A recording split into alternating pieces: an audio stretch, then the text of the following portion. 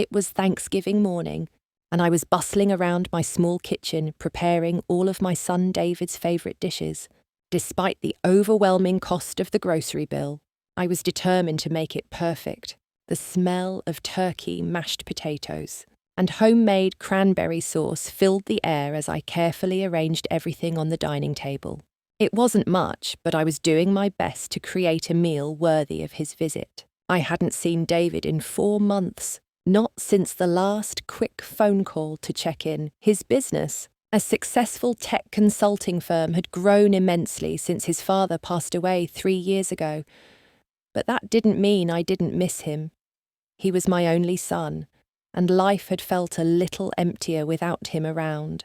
When he finally arrived, I was struck by how much things had changed. His suit was sharp, his shoes polished, and he even wore a watch that must have cost more than my entire monthly rent. His wife Victoria followed him through the door, her smile as pristine as her perfectly styled blonde hair. She was always immaculate, never showing a hair out of place, and today was no different. "Mum, it smells amazing in here," David said, giving me a quick hug before moving to help Victoria with her coat. "Thank you, honey," I replied, trying not to notice how much his lifestyle had changed compared to mine. I wasn't sure when the divide had gotten so wide, but it seemed impossible to ignore now. I watched as Victoria greeted me, her polished smile never quite reaching her eyes.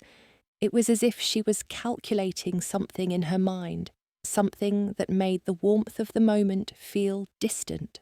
We sat down to dinner, and David talked animatedly about his expansion plans, moving his business to the West Coast, hiring more staff, and so on. Victoria chimed in with stories of their recent European vacation and the renovations they were making to their home.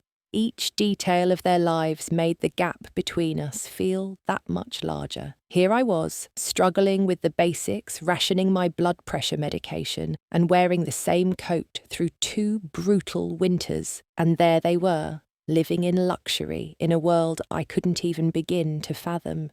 I was so busy listening to David's plans for his business and their life together that I didn't see it coming. The question, the one that would shatter everything I thought I knew about my life. "Mom," David said, leaning back in his chair with a relaxed smile, "how have you been enjoying the lake house I gave you 2 years ago? I know you've always loved being by the water." The words hit me like a brick. I froze, unable to process what he'd just said. A lake house, I had no memory of receiving any such gift. My mouth went dry, and my heart began to race.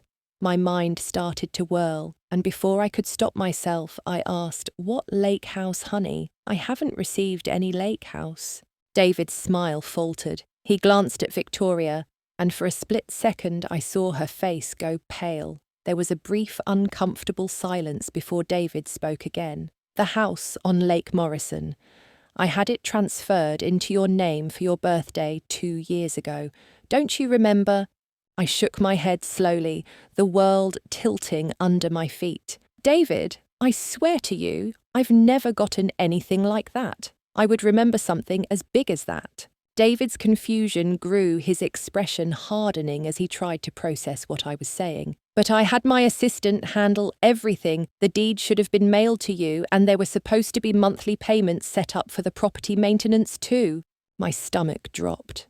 Monthly payments. My hands began to tremble, and I felt the blood drain from my face. "What monthly payments?" I asked, my voice barely a whisper. $500 a month for the past 2 years. David said, his tone turning defensive. "I set it all up, Mum. My assistant took care of everything. It should have been sent directly to you." My breath caught in my throat. $1,500 a month for 2 years, $36,000.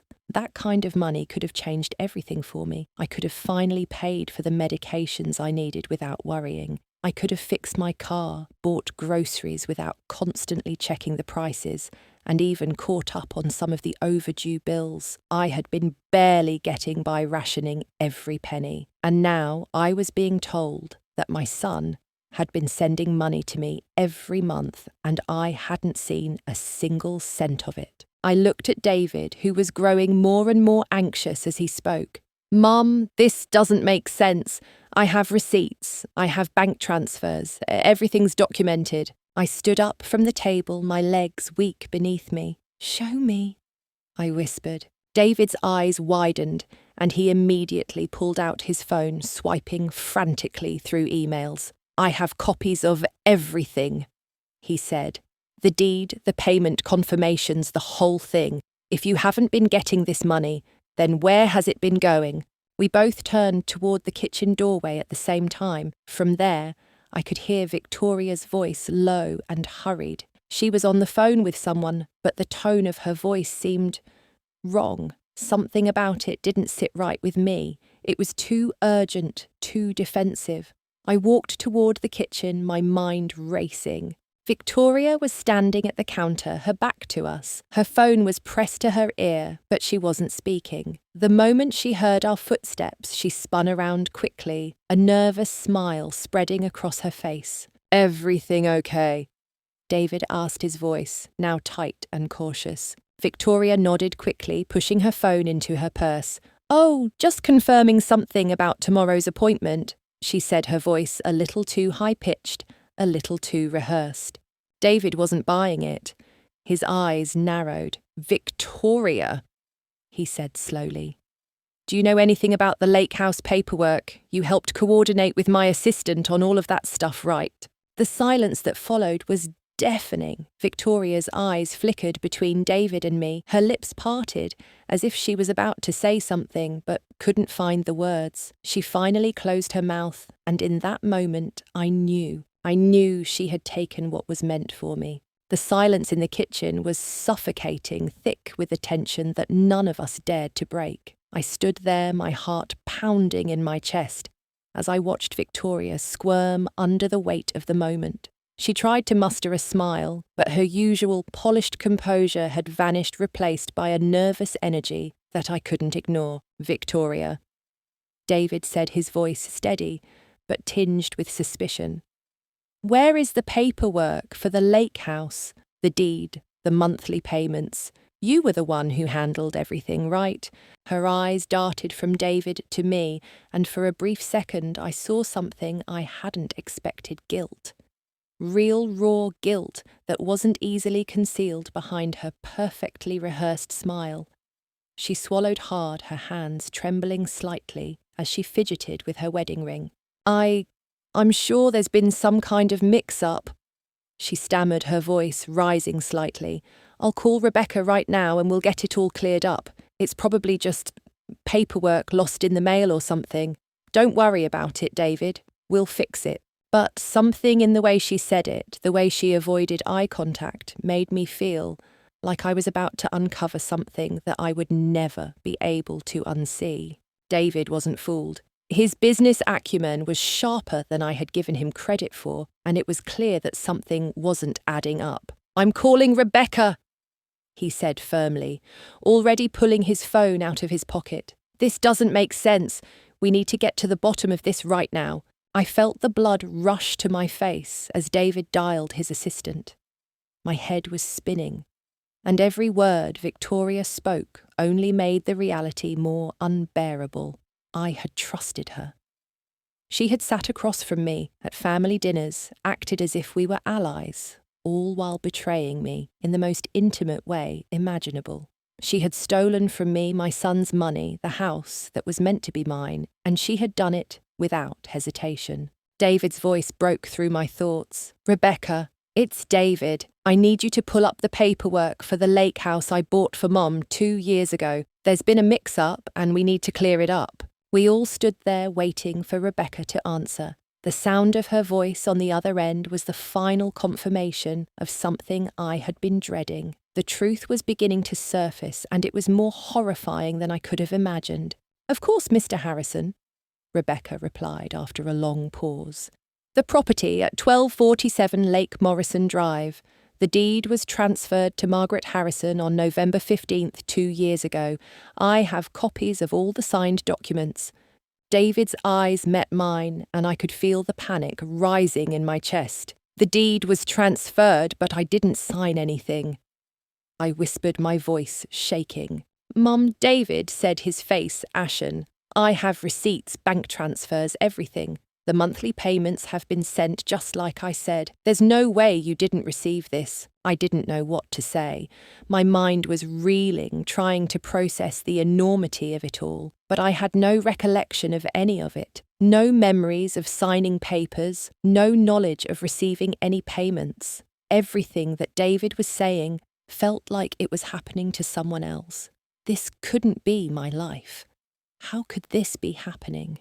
David's voice was urgent as he continued. Rebecca, are you sure the payments were processed correctly? The monthly maintenance fees, the $1,500. Where did that money go? The account was supposed to be under my mum's name. There was a brief pause on the other end before Rebecca's voice returned, now tinged with uncertainty. The payments were processed as requested, Mr. Harrison. The account was under Margaret Harrison's name and the payments were made on the first of every month. I stood, frozen, my heart in my throat. But that's not my account, I said softly. I don't have an account ending in the number you're talking about. David's eyes widened and his grip on the phone tightened. What account number was used, Rebecca? The words that followed were like a punch to the stomach. The account number ending in 4782. Rebecca said, oblivious to the devastation she was causing. That's not my account. I said, my voice cracking. My account ends in 9156. I've never had an account with the number you just mentioned. David didn't hesitate. He turned to Victoria, his gaze sharp. Victoria, is there something you want to explain? For the first time, Victoria's mask completely shattered. Her face drained of colour and her eyes widened with panic. Her voice was a mere whisper as she tried to deflect. This is a misunderstanding. She repeated, her voice growing more frantic. I don't know what's going on. Maybe someone made a mistake, or maybe there was an error at the bank. I swear, David, I didn't mean for this to happen. I just wanted to help my family. David's face darkened as he repeated the question with chilling calmness. Where is the lake house, Victoria? I want to know what you've done with it. Victoria's lips trembled, and I saw the truth in her eyes before she even spoke. My parents needed a place to stay. They were going to lose their house, and I couldn't let that happen. I just borrowed the money temporarily. I didn't think it would go this far. I just needed a place for them to stay while they got back on their feet. Her words hit me like a blow to the chest. Borrowed, stolen was the word that should have come to her lips. She had taken what was mine and justified it with lies. I had been struggling, literally scraping by, while her family lived in luxury, in a house that should have been mine. I felt an icy rage build within me, and all I could do was stare at her in disbelief. You stole from me, Victoria, I said, my voice barely above a whisper. For 2 years you took money meant for me and gave it to your family. You stole my security, my peace of mind. How could you do that? David's face was now a mask of fury. And the house, Victoria. How could you take something that was meant for my mother and let your family live in it while we struggled? Victoria's face crumpled, and for the first time she seemed truly afraid. But it was too late for apologies, too late for excuses. The damage was done. The room seemed to grow colder as I stared at Victoria, trying to process the enormity of what had just unfolded. She stood there, her shoulders slumped, her hands wringing the fabric of her coat, as she desperately tried to hold on to whatever remnants of dignity she had left. But there was no salvaging this. She had crossed a line that couldn't be undone. David's hands were trembling, and I could see the anger building inside him. But it wasn't just the anger that made him look different. It was the hurt, the betrayal. He had trusted her with everything, and she had taken advantage of that trust, using it to manipulate him and rob me blind. He had worked so hard to build his empire, but in the process, he had been blind to the one thing that mattered the most, his own family. Where is the money? Victoria David demanded his voice, a tightrope stretched thin with frustration. The $36,000 I sent you every month. Where did it go? Victoria didn't answer right away. She seemed to shrink into herself, her breath shallow, her eyes darting everywhere but at us. For a moment it seemed like she might deny everything, but then the truth escaped her lips in a trembling whisper. Some of it went to my parents, she said, her voice strained. They needed help. I couldn't let them lose their house. And then I started using it for other things. I didn't think it would be a big deal. I thought I'd pay it back. David was silent for a long moment.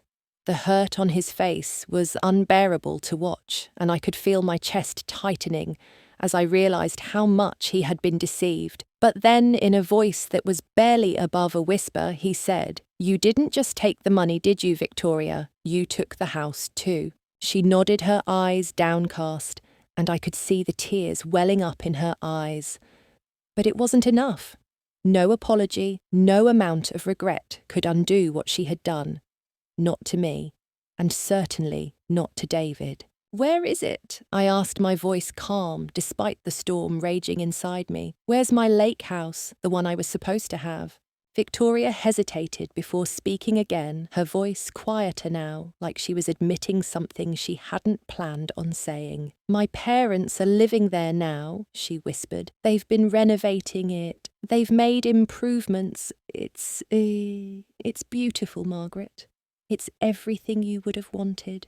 I felt a sickening wave of disbelief roll through me. This wasn't just a case of stolen money. This was a complete violation of everything I had worked for, everything I had sacrificed. My son's generosity had been used to build a life for her family while I had been left to scrape by.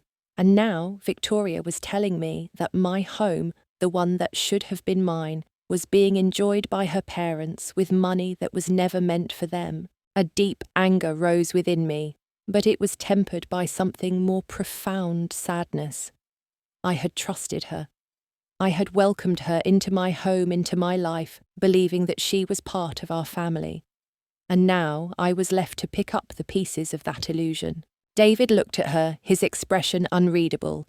Then, without saying another word, he turned and walked out of the room. I stood there for a long moment, the weight of everything pressing down on me like a suffocating blanket. The house, the money, the betrayal, they had all been taken from me by someone I had once considered family. A few minutes later, David returned, his phone in hand. "I called Rebecca," he said. "She confirmed everything. She told me that you were the one who changed the banking details. Victoria, you gave her a new account number. You're the reason none of this money ever got to Mom." Victoria's face twisted in horror as she realized she had been caught. She shook her head, her eyes wide with panic. "I didn't mean to. I thought I was helping. I just needed time to pay it back. I didn't think anyone would notice. I didn't know it would go this far." David looked at her, his eyes hard as stone. "You knew exactly what you were doing," he said flatly. "You had everything set up. You manipulated me into thinking I was taking care of my mother while you were taking from her. You stole from her, Victoria. Not just money, but trust. And now I don't know who you are anymore." I watched as she crumbled under the weight of her lies. Her once perfect facade, the image she had worked so hard to project, fell away piece by piece. I had seen the signs all along the way. She had tried to keep me at arm's length, the way she manipulated every situation to her benefit, but I had never imagined it would go this far. David's voice broke through my thoughts. "Mom, we're going to fix this. We're going to get everything back." But even as he said it, I could see the doubt in his eyes.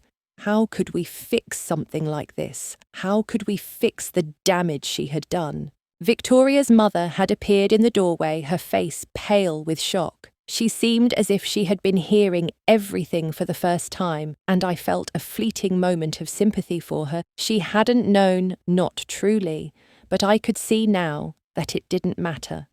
The damage was done. I didn't know, Victoria's mother said, her voice breaking. I thought David had been helping you. I thought he had given you everything. I never knew.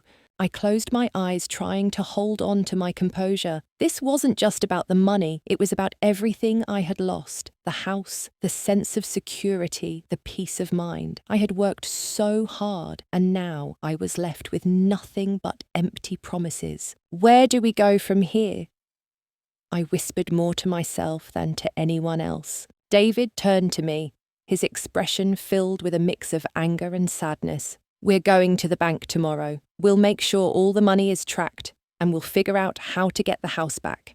I promise you, Mum, we'll fix this. I nodded, even though I wasn't sure what that meant anymore. How do you fix a family that has been torn apart by lies, by greed? How do you rebuild trust when it's been shattered so completely? But as the night wore on, and David began making the necessary calls, I found a small measure of solace in the fact that the truth had finally come out. It wasn't much, but it was a start, and for the first time in 2 years, I felt like I was no longer invisible. It was time for justice. The following morning, we drove to the bank. I sat in the passenger seat of David's sleek, expensive car, staring out the window, trying to process the chaos that had unfolded over the last 24 hours. My hands were still trembling, and I could feel the tension in my chest as the familiar streets passed by now, foreign and overwhelming. This wasn't the life I had imagined. I should have been living comfortably, enjoying my retirement with peace of mind. Instead, I was fighting to get back what was mine. David was quiet as he drove, his jaw clenched in a way that told me he was still processing everything. His focus was on the task at hand, getting back the money, the house, and most of all, the trust that had been shattered by someone I had once called family. I glanced over at him, his face set in determination, and for a moment I was reminded of the young boy he used to be, the one who promised he would always take care of me. I could see it now, the weight of those promises on his shoulders, and how badly he wanted to make it right. When we arrived at the bank, the high-rise building with its glass walls and polished floors felt out of place, like a world I didn't belong to. The lobby was sleek, cold, and impersonal.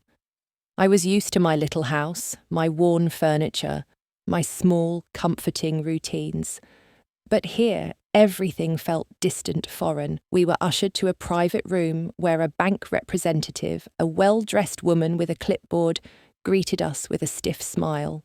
"Good morning, Mr. Harrison," she said, nodding at David. "How can I assist you today?" David cut straight to the point. "We need to access information about an account opened in my mother's name 2 years ago. We believe it was opened fraudulently." The bank representative nodded, her expression turning serious. "Let me pull up the records for you, Mr. Harrison." As she worked her way through the computer, I could feel the tension rising in the room. This was it, the moment when we would uncover everything. I couldn't bring myself to look at David. My mind was reeling, trying to make sense of the lies, the deceit. How could she have done this? How could Victoria, someone I had welcomed into my life, trusted, betray me so completely? The bank representative turned back to us, holding a sheet of paper. "We have the account details here. It was opened in your mother's name, Margaret Harrison, on December 10th, 2 years ago. The address listed is 847 Maple Street, apartment 2B. My heart skipped a beat. "That's not my address," I whispered, my voice barely audible. David's face hardened. "No, it's not," he said, his voice tight. "We need to see the account details, the banking records." The representative hesitated before nodding. "Certainly, I will print out the transaction history for you."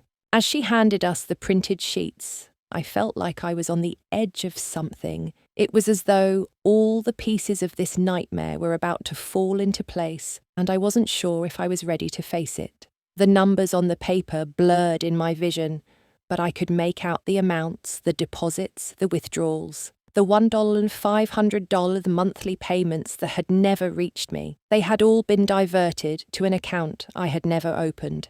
David scanned the documents quickly, his face growing more rigid as he read. This is insane." he muttered under his breath. "Look at these withdrawals. All the money I sent was funneled into this account, and the name on the account isn't even my mother's. It's someone else's name entirely." I felt a knot in my stomach as the realization hit. Victoria hadn't just used my name to access my son's money. She had forged documents, falsified banking details, and stolen from both David and me. This was no longer just a matter of stolen money. It was identity theft fraud, a criminal act that had cost us far more than I had ever imagined. David turned to me, his voice low but firm. "We're going to the authorities with this, Mum. We need to file a police report.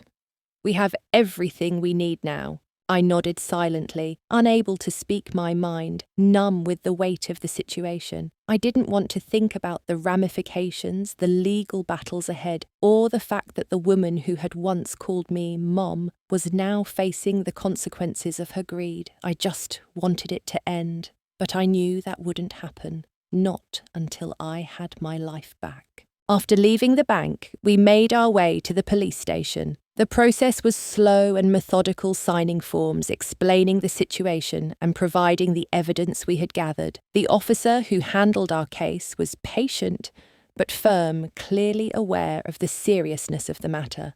As we went through the details, I could feel the weight of the fraud settling over me. I had spent 2 years believing that I was struggling alone, that my son's success meant I had to fend for myself. And all along, someone had been living off the fruits of my son's labour, robbing me blind while I fought to survive. It took hours to get everything processed, but by the end of the day, we had filed the report. The investigation would take time, but I knew that there was no turning back now. Victoria had crossed a line, and there would be no escaping the consequences. When we returned to my house that evening, the silence was deafening. I sat in the living room, the same place where I had spent countless nights alone waiting for David's calls that had never come. The same place where I had fought against the loneliness, the uncertainty, the fear that I might not make it through another month. But tonight, things felt different. There was no more fear. There was no more uncertainty. I knew the truth now, and I knew that I would fight for what was mine. I would fight for my son's trust. I would fight for the life I had worked so hard to build. I was no longer invisible. David sat next to me, and for the first time in years, he looked at me with eyes that weren't clouded by business meetings or new projects. He was here with me, ready to fix what had been broken. "Mom," he said softly, "we'll make this right. I promise." I smiled weakly, feeling a small measure of comfort in his words. "We're in this together." I replied, my voice steadier than I had felt in a long time. We didn't know what the future would hold, but we knew one thing for sure. We would rebuild together. The days following the police report felt like a blur. The momentum of everything that had happened was still too overwhelming to grasp. There were phone calls to make, legal meetings to attend, and an ever-growing pile of paperwork that needed my attention. I had become an unwilling participant in a process I never asked for, yet it was a reality I had no choice but to face. I spent hours with David going over documents and trying to piece together the full extent of what had been stolen. He was doing most of the legwork, making phone calls and tracking down every detail of Victoria's deceit. As much as I wanted to help, I felt overwhelmed, numb. How had everything become so twisted? In the meantime, the police had launched an investigation into Victoria's actions. She was, of course, difficult to reach. Her phone went straight to voicemail, and she had refused to return any of David's calls. Victoria had become a ghost, no longer the woman who sat at our table laughing and sharing stories. Instead, she was a shadow hiding from the consequences of her actions. And I knew deep down she wasn't sorry. She regretted getting caught, but there was no genuine remorse for what she had done to me, to David. I still couldn't comprehend it. How had she gotten so far without me noticing? Had I really been that blind to the signs? Looking back, I could remember the little moments where things didn't seem right, the ways she had acted when we were alone. But I had never wanted to acknowledge them. I had wanted to believe in her, to believe that she was a part of our family. But now I had to face the truth that she had never truly been a part of it. She was an intruder, and her motives were as clear as they were devastating. One evening, David and I sat together in the kitchen. The house felt quieter than it ever had before. The weight of the past few days had taken its toll on both of us, but there was still a sense of determination in David's eyes. He wasn't going to give up until we had the answers, until we had a resolution. "I've been thinking about something," he said, his voice serious, as he pushed a stack of papers aside. "We've got all the paperwork and the evidence is piling up. But I think we need to take a more aggressive approach with Victoria. I'm thinking about contacting her lawyer." I nodded slowly. "I think that's a good idea. We need to get her to face what she's done. She can't keep running from this." David's eyes darkened as he leaned back in his chair. "I don't want to do this, but I think we're going to have to go public. The longer we let her hide, the more damage she'll cause. I'm not going to let her take everything from you, Mom. Not this time." The idea of going public was a tough one. My whole life had been spent trying to stay out of the spotlight. I never wanted to be the centre of attention, especially not for something as personal and painful as this. But I knew David was right. Victoria needed to be held accountable, and if exposing the truth was the only way to ensure justice, then that's what we would do. "I agree," I said quietly, my heart heavy with the weight of the decision. "But we need to be careful. This could hurt a lot of people who didn't deserve to be involved." David sighed, running a hand through his hair. "I know, Mum, but Victoria chose to drag everyone into this mess. She made her choices, and now it's time for her to face the consequences." The tension in the air was palpable. We both knew there was no easy way out. The truth was ugly, and it would affect more than just Victoria. But there was no other choice. The only thing we could do now was make sure that the damage was as contained as possible and that it didn't spread any further. The next few days were a whirlwind of legal meetings and phone calls. Victoria's lawyer was stubborn, trying to downplay the severity of the situation, but the evidence we had was undeniable. She had forged signatures, lied to banks, and taken money that was never hers.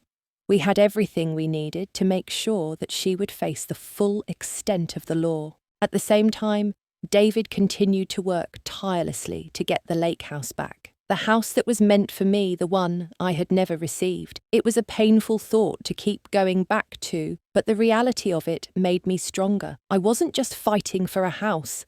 I was fighting for my dignity, for my future, for the life I had worked my entire life to build. It took several weeks, but finally we had good news. The police had caught up with Victoria. She had been hiding in a hotel under a fake name, but with the evidence we had gathered, they were able to track her down. She was arrested and charged with identity theft fraud and multiple counts of financial theft. I was glad it was over, but I wasn't sure what to feel. There was no satisfaction in seeing her arrested. I didn't feel vindicated. I just felt tired of the lies, tired of the betrayal, and tired of the life I had been forced to live because of someone else's greed. But as I sat in my quiet house, the reality of the situation began to sink in. I was free now, free from the lies, free from the fear, and free from the woman who had tried to take everything from me. David was there by my side, helping me navigate the final steps. "Mum, you're going to be okay," he said, his voice soft but firm. "You've been through so much, but we're going to rebuild from here, together." It was then that I realised how much I had been relying on David to make everything right. For so long, I had been too afraid to face the truth, too afraid to stand up for myself. But now I knew that I had the strength to take control of my own life again. I didn't need Victoria, and I didn't need her lies. I had everything I needed inside of me. As the days went by, I began to feel a sense of peace I hadn't felt in years. The weight of the past was slowly lifting, and I knew that the future was mine to shape. No more secrets, no more betrayal. I was ready to move on. And when I finally stepped into the lake house, the house that was truly mine, I felt a strange sense of calm wash over me. It wasn't just a house, it was a symbol of my strength, my resilience. It was mine, and nothing, no one could take that from me. The lake house, when I finally stepped into it, felt like the beginning of something new. The place was beautiful, more beautiful than I had imagined. It was spacious, with large windows that looked out over the calm water. A gentle breeze carried the scent of pine and fresh air. The house had the kind of peace I had been craving for years. For a moment, I stood in the doorway, just taking it all in. I had always dreamed of living near the water. It was the perfect place for someone like me, quiet, serene, far away from the chaos of the city and the noise of life. This was supposed to be the future I had worked for, the one where I could rest, knowing I had done enough. But as I stepped further inside, my heart tightened. The house had been part of a dream, my dream, but it had also been stolen. I could see it now. The laughter of her family echoing in the halls, the memories that didn't belong to me. The place had been a prison not just for the stolen money, but for the trust I had placed in Victoria. I wasn't sure what I expected to find when I walked through the door. Maybe I was hoping that some part of the dream would be restored to its original state, or that it would feel different, like a weight had been lifted. But instead, it felt more like a foreign space, one that was still marked by the trauma of what had been taken from me. David, who had driven me here, stood silently behind me, watching my reaction. "You okay, Mom?" he asked softly. I nodded, though my eyes still lingered on the lake, the ripples in the water reflecting the late afternoon light. "It's beautiful, David. It's just different than I imagined." David stepped beside me, his hand resting on my shoulder. "I know it's a lot to take in, but we'll make this home together. You deserve this." I tried to smile, but the thought of Victoria's family living here, of them taking what wasn't theirs, made it hard to truly feel that way. The house was perfect, everything David had said it would be, but it would take time for it to feel like mine. I had to remind myself that this was where my new life began, not where Victoria's lies ended. Over the next few weeks, I began to make the house my own. I started by unpacking my things, finding places for the few belongings I had brought with me. It wasn't much, just a few family heirlooms, some old photographs, and my favourite books. I added personal touches, fresh flowers in vases, new curtains in the windows, and a cosy armchair by the fireplace, where I could sit and watch the fire crackle. David helped me pick out some new furniture, and together we found a local decorator who could add the final touches. The house slowly began to reflect me, not Victoria's family, or anyone else's vision for what it should be. It was starting to feel like mine. One afternoon, as I sat on the porch sipping my tea, I reflected on everything that had happened. I had learned so much in such a short amount of time. The experience had been devastating, but it had also been enlightening. I had been forced to confront the truth, not just about Victoria, but about myself. I had spent too many years allowing other people to dictate my life, and now I was learning to stand on my own 2 feet again. David had been amazing through it all. I had watched him grow into someone I could rely on, someone who had learned to truly care for me in ways he hadn't before. Our relationship had changed, and for the first time in a long while, it felt genuine. We were no longer just mother and son. He had become my protector, my ally, but the road wasn't easy. There were still moments when I doubted myself, when the betrayal felt too fresh to heal.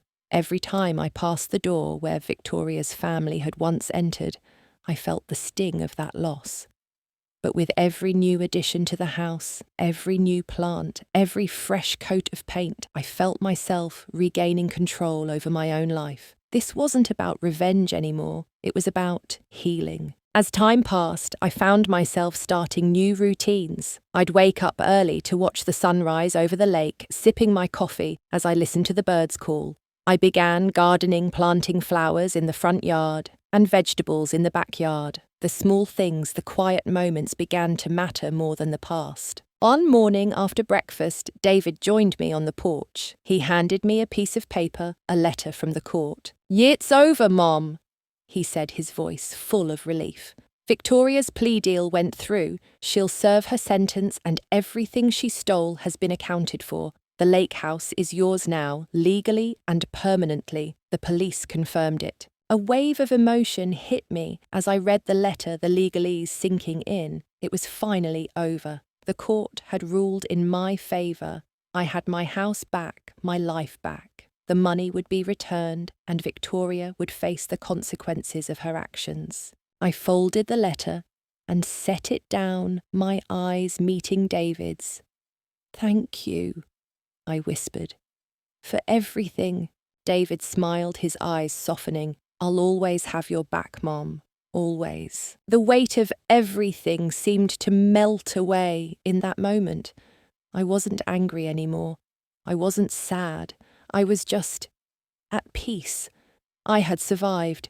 We had survived. And now we were rebuilding together.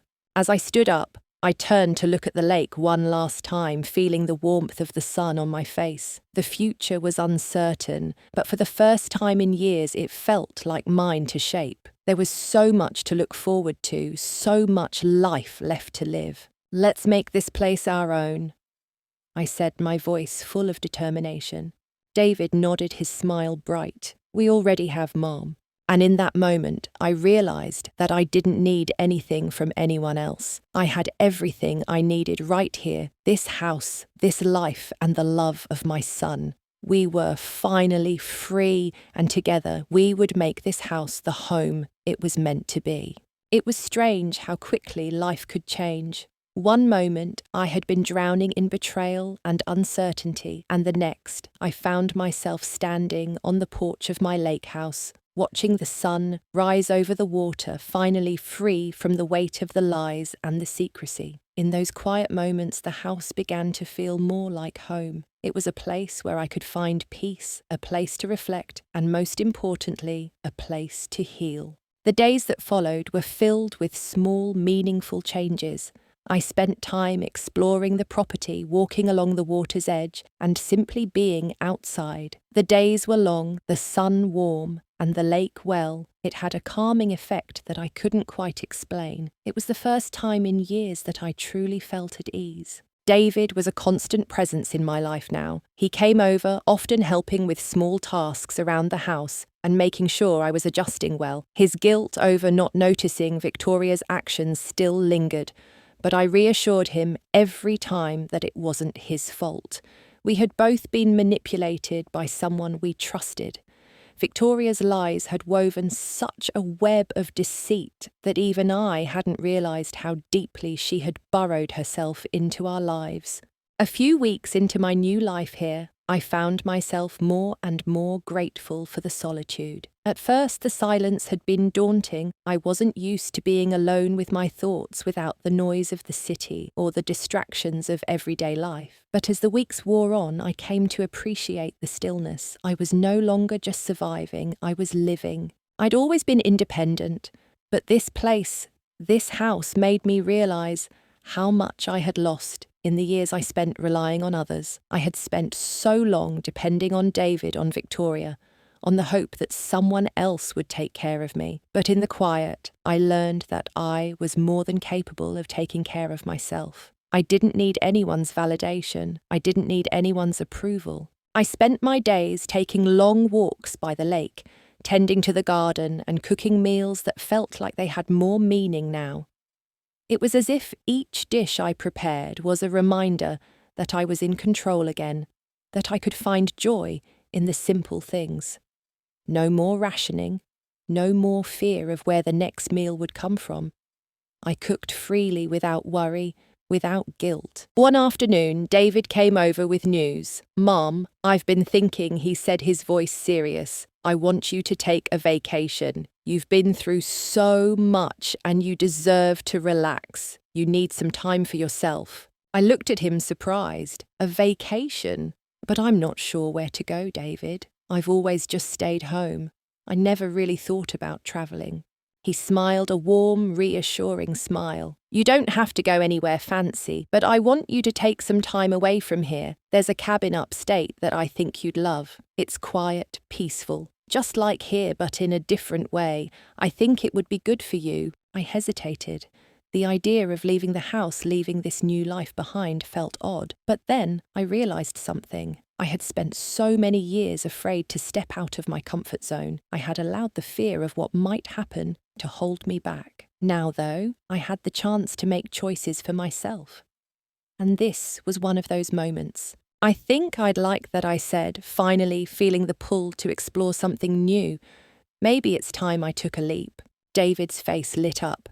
"That's the spirit, Mum. I'll make the arrangements." It felt good to let go of the fear. I had become so used to waiting for things to happen to me, for someone else to make the decisions, that I had forgotten what it was like to be in charge of my own life, to make the choices that were right for me. And in that moment, I knew that this was only the beginning.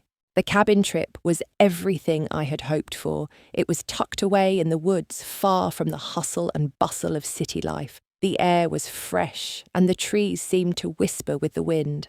I spent the days reading on the porch, taking long walks, and just being with myself. The peacefulness of it all helped me find a deeper sense of clarity. For the first time, I felt like I was truly reawakening, rediscovering who I was and what I wanted out of life. By the time I returned to the lake house, I felt like a different person, stronger, more centered, more at peace. And when I walked through the door, I realized that the house wasn't just a place. It was a symbol of everything I had fought for. It represented the strength I had found in myself, the courage to stand tall after all the pain.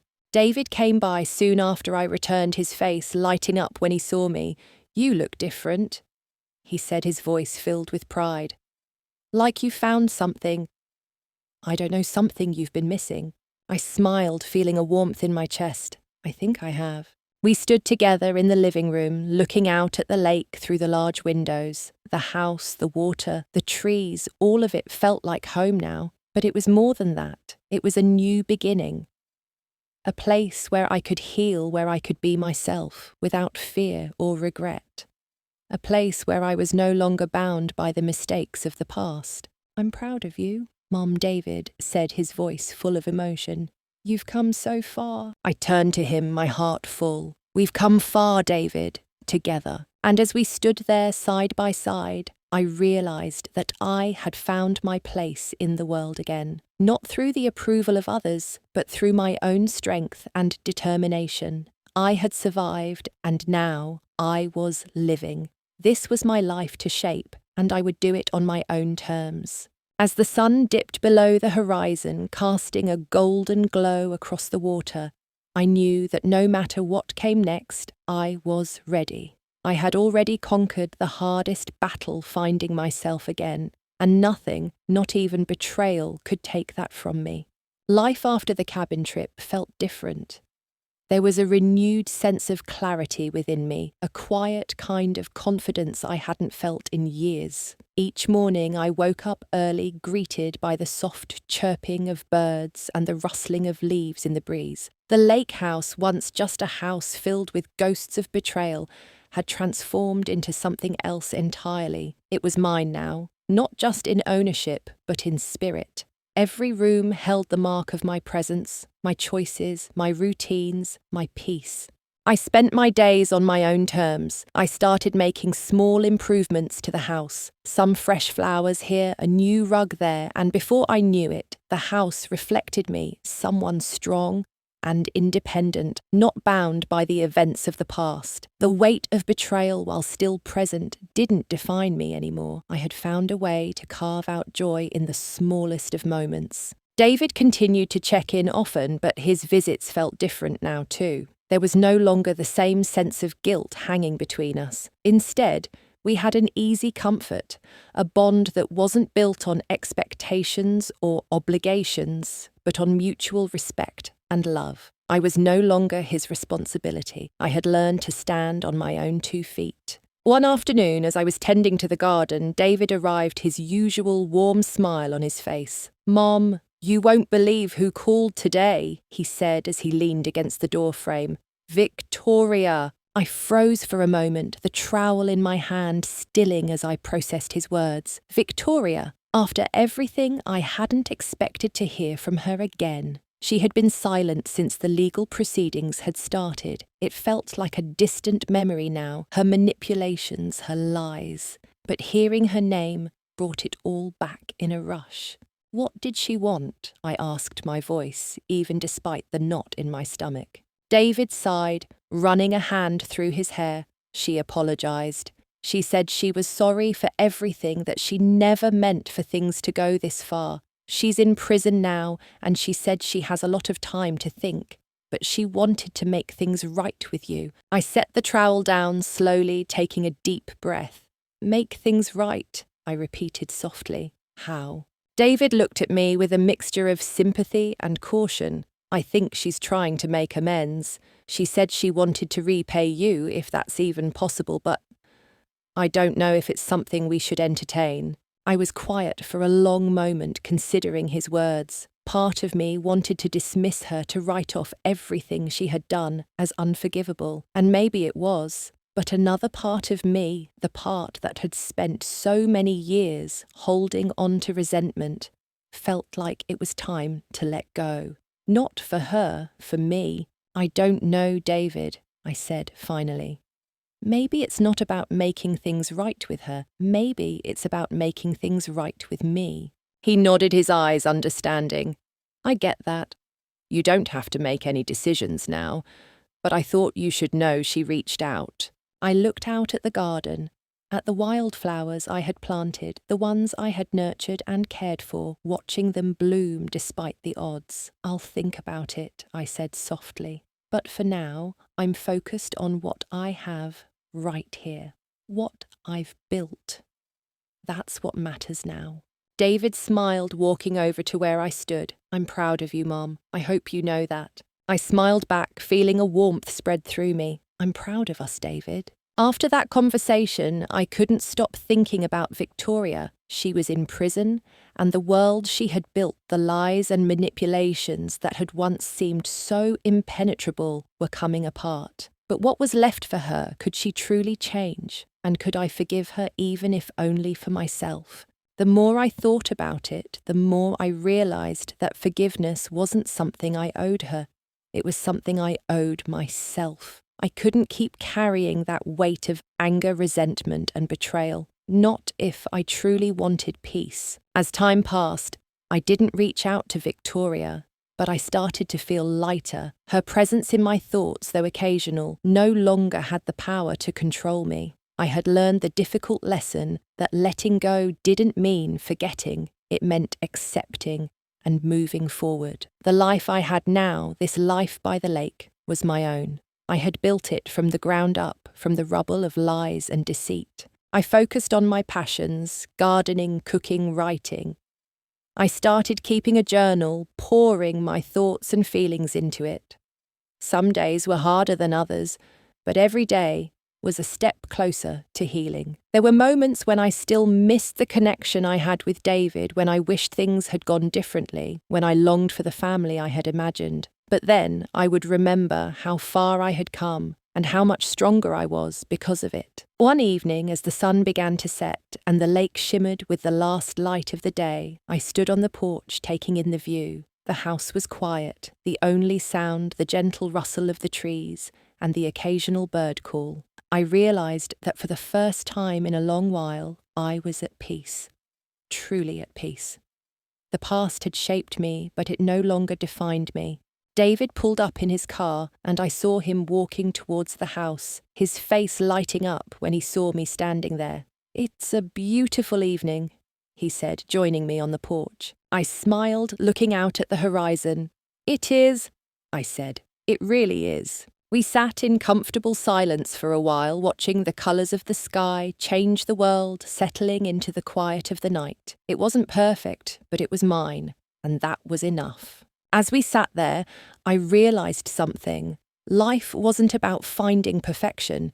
It was about embracing the imperfections, the mess, the heartache and the joy, and moving forward anyway. I had come through the storm, and now I was standing in the calm. This was my new beginning, and I was ready to live it. The days seemed to stretch on, filled with small victories and quiet moments of reflection. The garden I had spent so much time nurturing was finally blooming, vibrant with life and colour. Each morning I would step outside to water the plants and watch the bees and butterflies flit from flower to flower, their gentle hum filling the air. It felt like a quiet celebration of resilience of the life I was building again, one petal, one leaf at a time.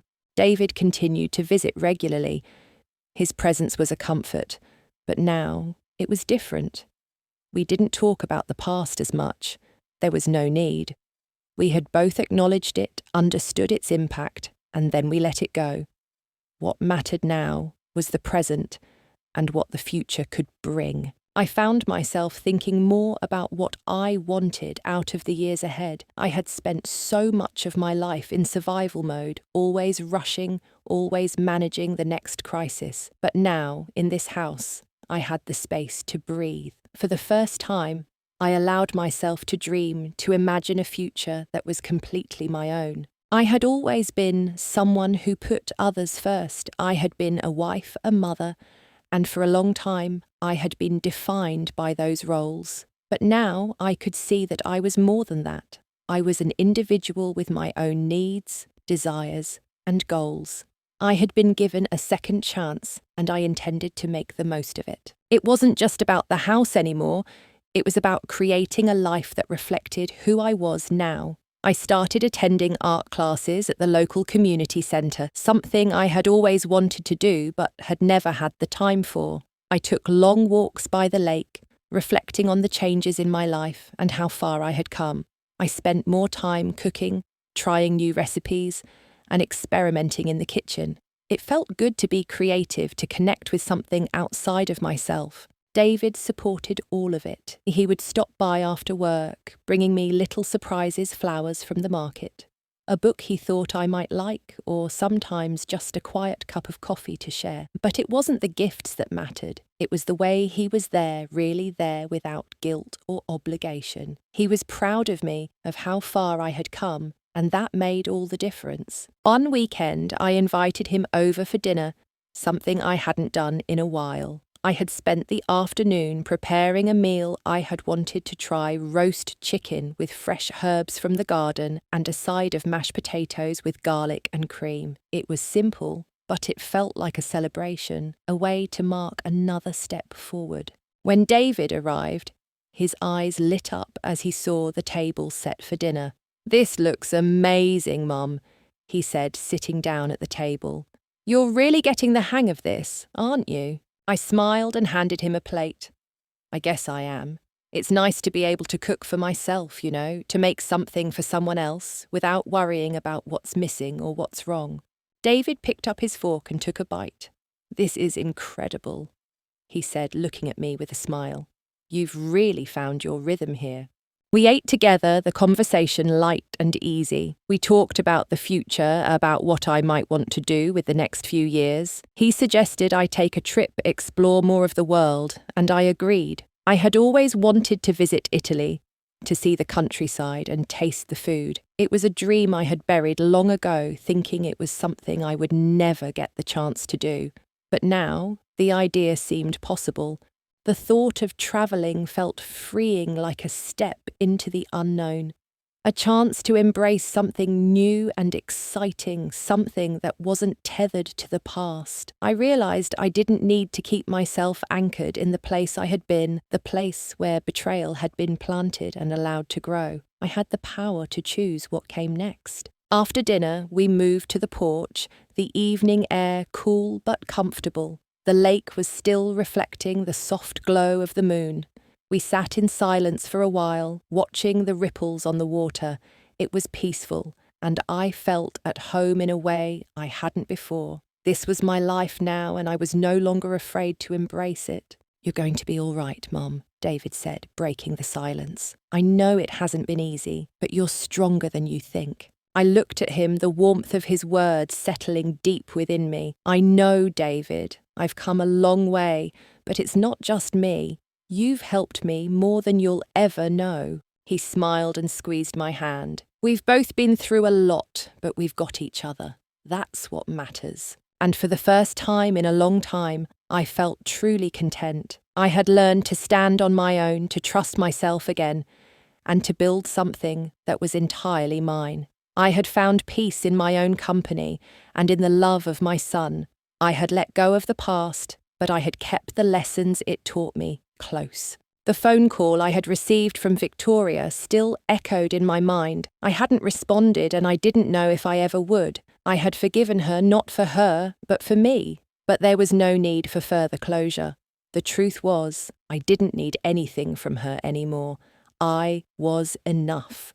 The future, with all its unknowns, no longer felt daunting. It felt like a new chapter 1, where I could choose the direction, the path I wanted to take. I could build whatever I wanted from this point on. As I sat there on the porch, the soft night wrapping around me like a blanket, I knew that I was finally free.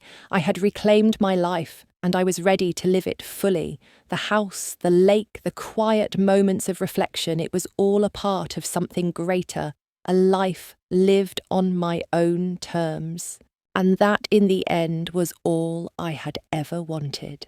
A year had passed since I first set foot in the lake house, and so much had changed. The house had transformed from just a place to live into a sanctuary, a reflection of the person I had become. The walls now held my memories, my achievements, and the peace I had fought so hard to find. The garden had flourished just as I had, and every corner of the house seemed to carry a piece of my journey. It was no longer just a house I owned, it was a home I had built from the ground up, brick by brick, moment by moment. I had travelled a lot in the past year, taking a few short trips to nearby cities, trying new foods, meeting new people. I even ventured to Italy, fulfilling a dream I had put on hold for so long. The trip was everything I hoped for and more.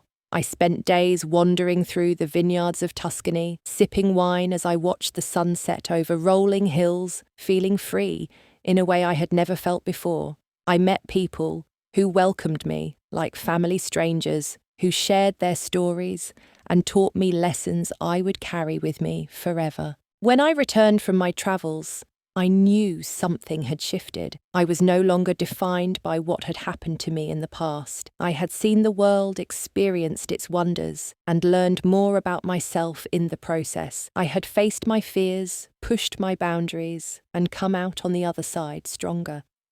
And yet I knew that I wasn't done yet. Life still had so much to offer.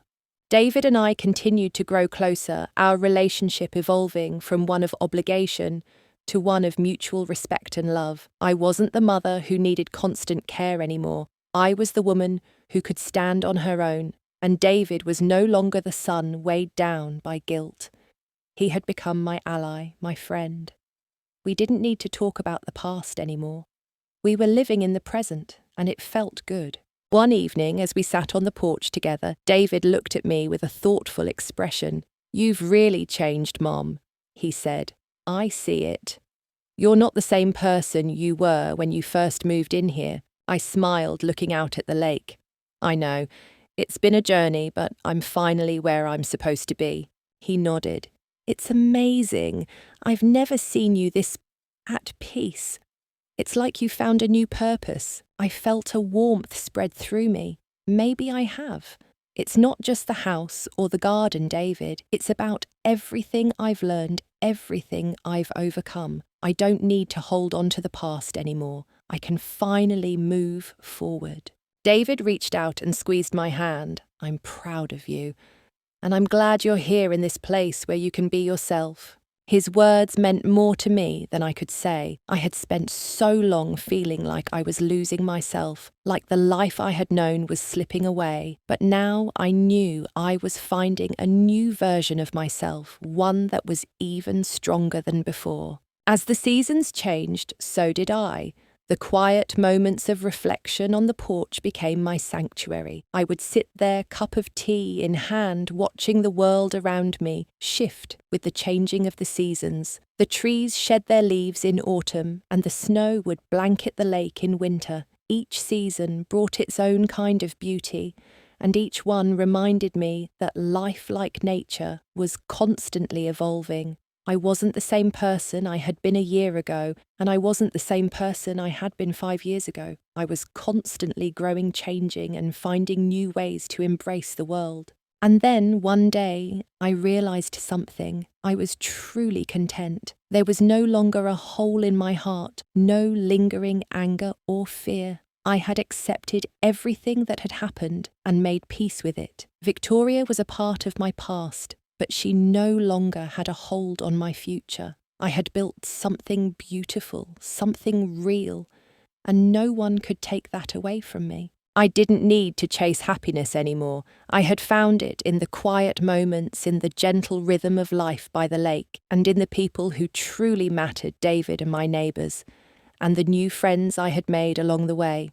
Looking back, it was hard to believe how far I had come. The pain, the betrayal, the fear, they all felt like distant memories now. What remained was strength, resilience, and the knowledge that no matter what happened in the future, I was capable of handling it. I had learned to trust myself again, to believe in my own power to create a life worth living. The lake, the house, the garden, they all symbolised something larger than just a place to live. They were reminders of everything I had overcome, everything I had fought for, and everything I had built. This was my life, my creation, and I was proud of it. As the sun began to set that evening, casting a golden glow over the water, I knew I was exactly where I was meant to be. Life had thrown its challenges my way, but I had faced them head on. And now I was free, free to live, free to love, and free to be myself. For the first time in a long time, I felt at home. I had taken control of my destiny, and I was finally living the life I deserved.